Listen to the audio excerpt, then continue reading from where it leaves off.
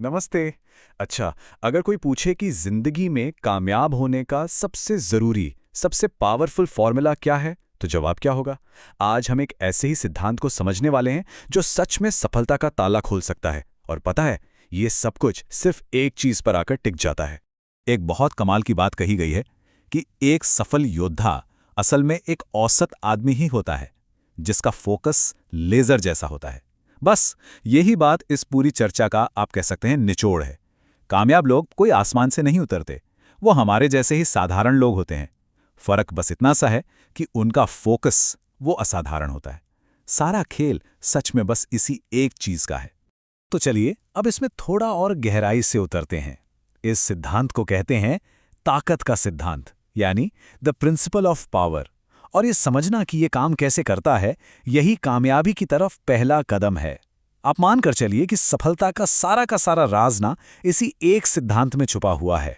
बचपन में कभी वो मैग्नीफाइंग ग्लास से खेला है? जब सूरज की किरणें फैली होती हैं तो वो कुछ नहीं कर पाती है ना।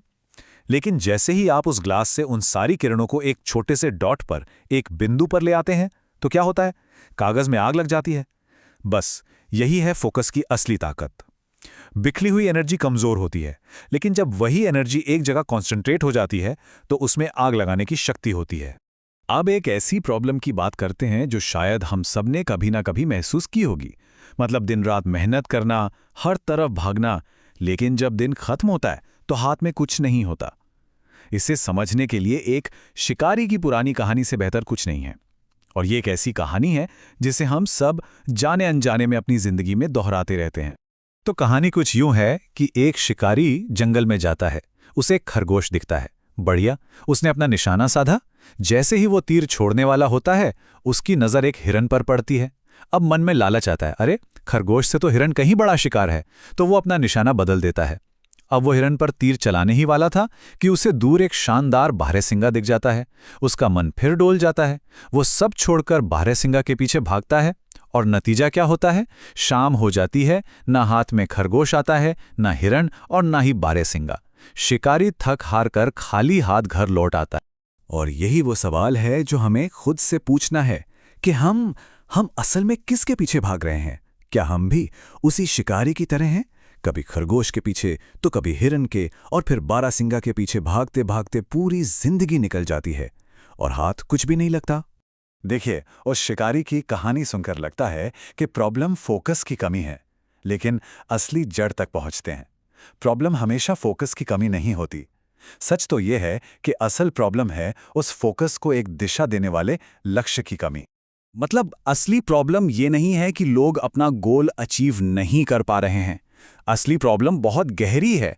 वो ये है कि ज्यादातर लोगों के पास कोई एक तय लक्ष्य है ही नहीं।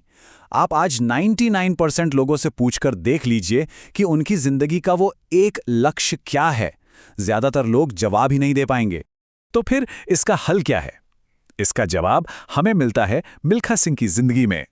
और हम उनकी कहानी को सिर्फ एक मोटिवेशनल स्टोरी की तरह नहीं, बल्कि एक practical step by step blueprint की तरह देखेंगे।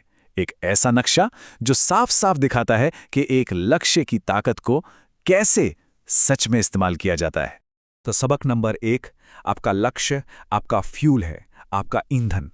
एक बिल्कुल साफ, एक ऐसा लक्ष्य जिसे पाने की चाहत हो, बस वही वो ताकत है जो आपसे वो मेहनत करवाती है जो साधारण नहीं होती। यही आपको रोज दौड़ाता है।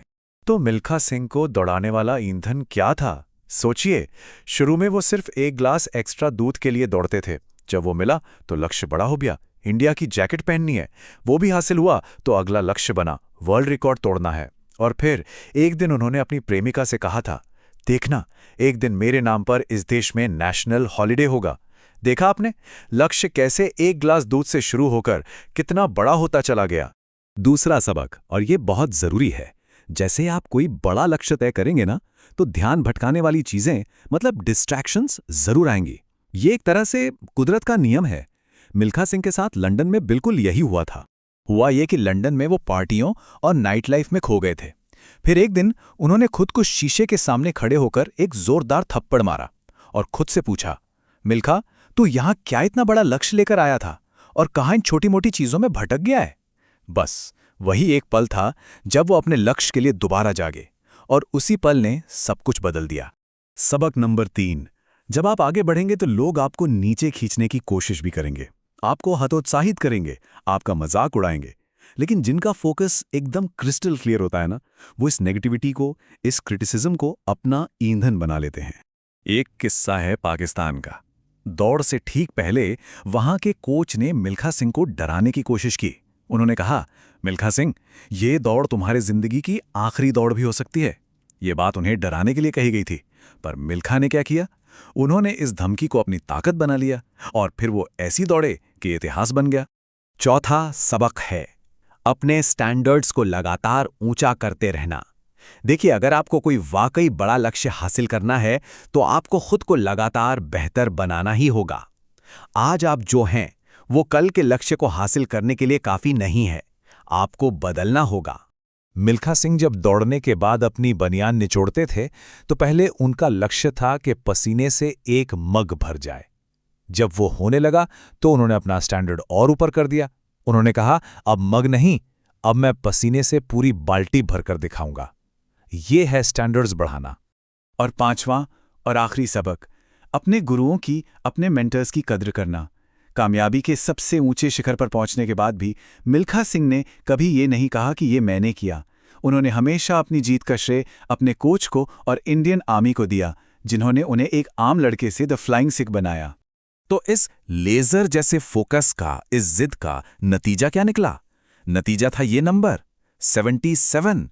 मिल्खा सिंह ने अपनी जिंदगी की 80 रेस में से 77 रेस जीती। इससे बड़ा सबूत और क्या हो सकता है एक लक्ष्य पर टिके रहने की ताकत का।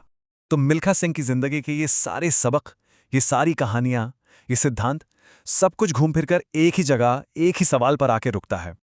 आपका वो एक लक्ष्य क्या है? वो एक चीज क्या है जिसके लिए आप अपनी सारी एनर्जी, अपना सारा फोकस झोंक देने के लिए तैयार हैं? यकीन मानिए, इसी एक सवाल का जवाब आपकी कामयाबी का रास्ता तय करेगा। जरा सोचिए,